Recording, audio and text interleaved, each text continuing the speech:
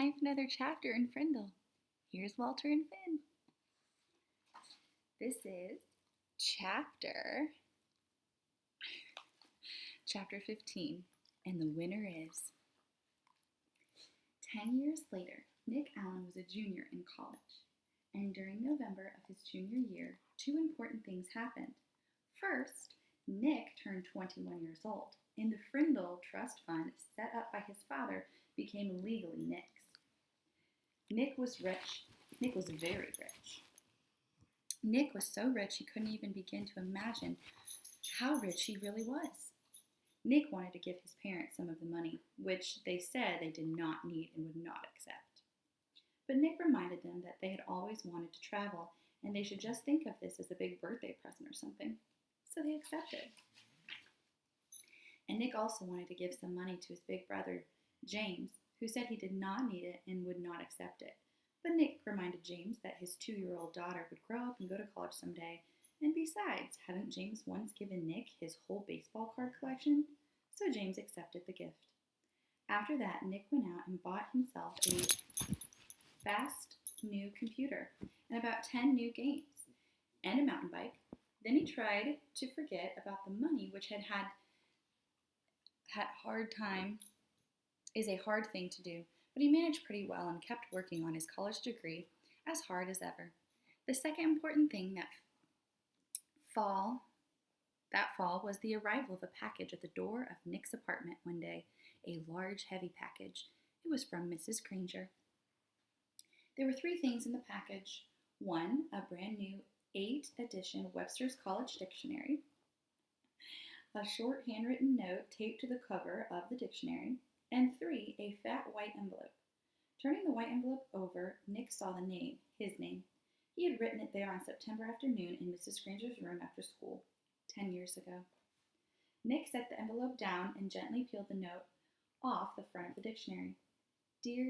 My dear Nicholas, please turn to page 541 of this book.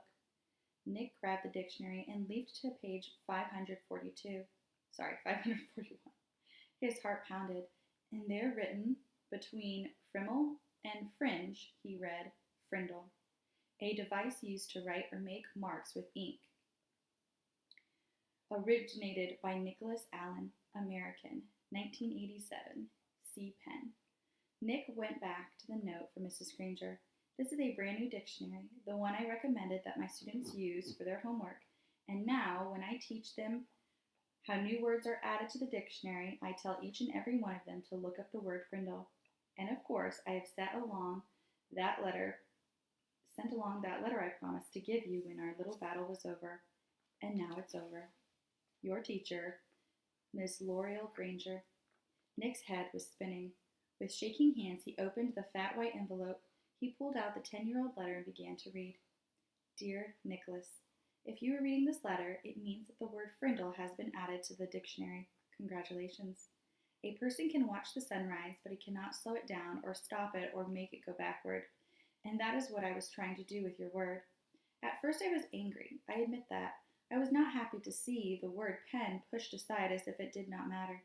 But I guess that if the Latin word for feather had been frindulus instead of pinna, then you probably would have invented the word pen instead. Like the sunrise, some things just have to happen, and all you can really do is watch. The word Frindle has existed for less than 3 weeks. I now see that this is the kind of chance that a teacher hopes for and dreams about, a chance to see bright young students take an idea they have learned in a boring old classroom and put it to a real test in their own world. I confess that I am very excited to see how it all turns out. I am mostly here to watch it happen, but somehow I think I have a small part to play in this drama, and I have chosen to be the villain. Every good story needs a bad guy, don't you think? So someday I'll be asking you to forgive me, and I hope you will. Nick, I know you like to think. Please think about this. When I started teaching, no one had landed on the moon. There was no space shuttles, no CNN, no weather satellites. There was no video cassette recorders, no CDs, no computers. The world has changed in a million ways. That is why I have always tried to teach children something that would be useful no matter what. So many things have gone out of date, but after all these years, words are still important. Words are still needed by everyone. Words are used to think with, to write with, to dream with, to hope and pray with. And that is why I love the dictionary. It endures, it works, and as you know, it also changes and grows. Again, congratulations, and I've enclosed a little present for you. Yours truly, Mrs. Granger. Nick remembered Mrs. Granger's eyes, and now he understood what some of those special looks had meant. The old fox. She had been rooting for Frindle the whole time. By fighting against it, she had actually helped it along. There was a flat, oblong case in the white envelope, the kind of case you get when you buy a watch. Nick pulled it out and opened the lid. Inside was something else Nick had not seen for 10 years. It was Mrs. Granger's favorite pen. Her old maroon fountain pen with the blue cap, and under the clip was a little folded piece of paper and another note, and a very short note, just one word, Frindle. About a month later, something happened over in the old part of Westfield, over where all the trees are huge and the houses are small. On Christmas morning, Mrs. Granger's doorbell rang. Mrs. Granger opened the door, but no one was there. Someone had left a package inside her storm door. A box wrapped in green paper with a red bow and a white envelope taped to one end. She smiled as she stooped down to pick it up, and then she picked up the package. She noticed a red, white, and blue express mail envelope sticking halfway out of her mailbox next to the doorway. It must have been delivered late on Christmas Eve. She opened the storm door, plucked the envelope from the mailbox, and then shut both doors and went inside with a shiver. Mrs. Granger sat across the living room and sat on the couch. Went across the living room and sat on the couch. The express envelope was from the Westfield School District office. It looked important, so Mrs. Granger opened it right away. It was a letter from the superintendent of schools, a letter of congratulations. A permanent trust fund for college scholarships had been established with a donation of $1 million from one of your former students. It would be called the Laura Lee Ranger Students Fund. Mrs. Granger was sure it was a mistake. Or maybe a prank. $1 million? Nonsense. She had the urge to pick up the telephone and give the superintendent a call and straighten this out right away. But this was Christmas morning, and even though the superintendent was one of her former pupils, Mrs. Granger decided to wait a day. Couldn't hurt. Besides, the other package was sitting next to her on the couch, waiting impatiently with its red bow. She opened the envelope first. It was a little Christmas card with a sloppy note, obviously the work of a 5th grade boy. Dear Mrs. Granger, you're one of my favorite teachers. Here is something I want you to have. Sincerely, a student of yours. Mrs. Granger glared at the spelling mistakes, but then chuckled and shook her head. Kids are always the same, year after year.